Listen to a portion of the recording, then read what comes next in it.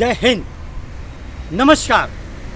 मुंबई से फिर एक बार आपके सामने मैं हूं रविंद्र जैन। मेरी लड़ाई करप्शन के खिलाफ, मेरी लड़ाई गद्दारों के खिलाफ, मेरी लड़ाई देश द्रोहियों के खिलाफ, फिर वो नेता हो या डिपार्टमेंट के लोग हों। आखिर भारत को नुकसान पहुंचाने वाले, भारत की मिट्टी को कलंकित करने वाले इन लोगों के खिलाफ जंग जारी रहेगी। ये तो इतिहास गवाह है कि भारत को लूटा ही गया, बार बार लूटा गया। कभी मुगलों ने लूटा, कभी अंग्रेज़ों ने लूटा, और अब हमारे डिपार्टमेंट के लोग और नेतागण, सत्ताधारी जो सत्ता पर बैठे हुए हैं या विपक्ष में बैठे हुए हैं, जो भी नेताओं से जुड़े हुए लोग हैं या डिपार्टमेंट के लोग हैं, जहाँ पर माल का सौदा किया जाता है, जहाँ पर देश का सौदा किया जाता है, जहाँ पर जनता की खाल उतारी जाती है और वादे को बेचा जाता है, ईमान का सौदा किया जाता है, ये हाल है हमारे भारत की इस पवित्र मिट्टी का। लेकिन सफलता आज तक किसी को नहीं मिली। बेशक इन्होंने नोट जमा कर लिए हों, बेशक थैले भर भर के माल जमा कर लिया हो, लेकिन इनका इतिहास गद्दारों के आधार पर ही लिखा जाएगा।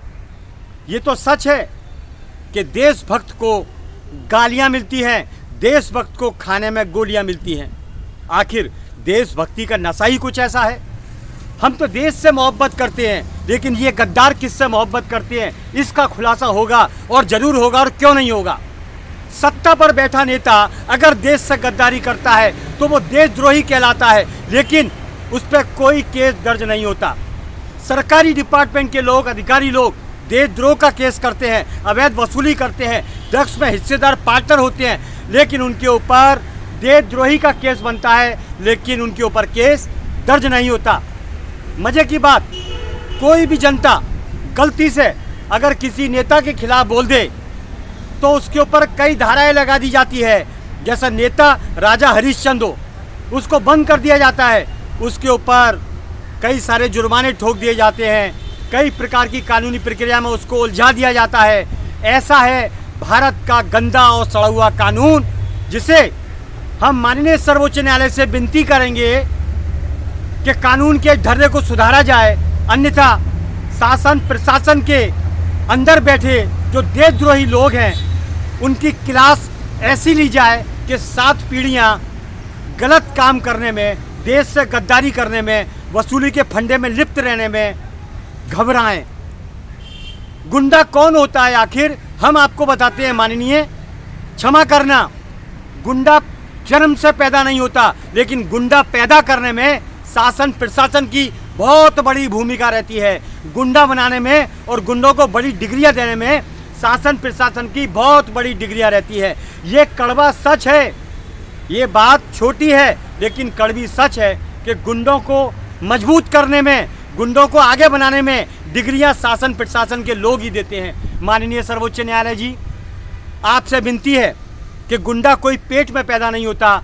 गुंडा पैदा करने का मतलब है शासन प्रशासन की मिलीभगत और माल मलाई का बड़ा झोल।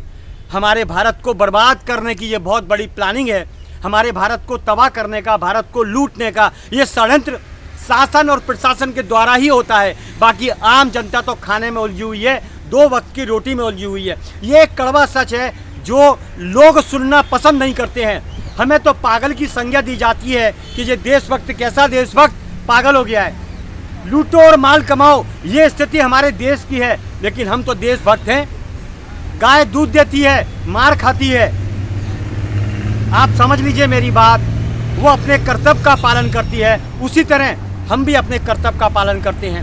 हम क्यों खाएं देश का पैसा, हम क्यों लूटें जनता को। लेकिन ऐसा लगता है कि सत्ता पर बैठने वाले लोग, चुन के आने वाले लोग, शासन प्रशासन के लोग क्या इसीलिए चुन के आते हैं कि किसी भी तरीके से कोई भी रास्ता निकालो और करप्शन करो, सिर्फ करप्शन करो और देश की जनता को नंगा कर दो। माननीय सर्वोच्च न्यायालय जी, एक एक घर ऐसा है कि बच्चे के लिए दूध के लिए पैसे नहीं है। एक एक घर ऐसा है जो बाप दिन भर मजदूरी करता है, पसीने बहाता है, उसका फिर भी खर्चा नहीं चलता है। बच्चों की पढ़ाई के लिए खर्चा नहीं है माननीय, और अगर बच्चा गलती से बीमार हो जाए तो उसको ठीक कराने के लिए पैसा नहीं है माननीय।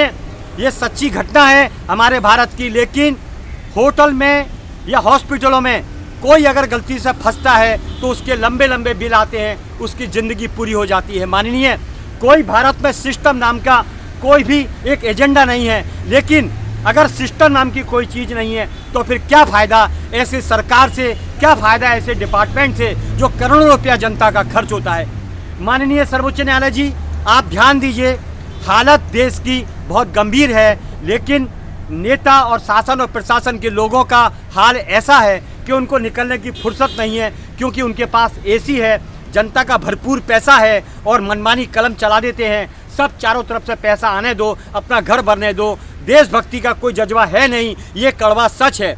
इसीलिए हर आदमी सरकारी डिपार्टमेंट में भागना चाहता है, क्योंकि सरकार का भी खाता है और वसूली का भी खाता है। ये सच्ची घटना है माननीय। आपसे विनती है, देश पर कड़क ध्यान दीजिए और ऐसे लोगों को ऐसी सज़ा दीजिए जहां पर इतिहास बार बार आपको सैल्यूट ठोके। मैं हूं मुंबई से रविंद्र जैन। जय हिंद।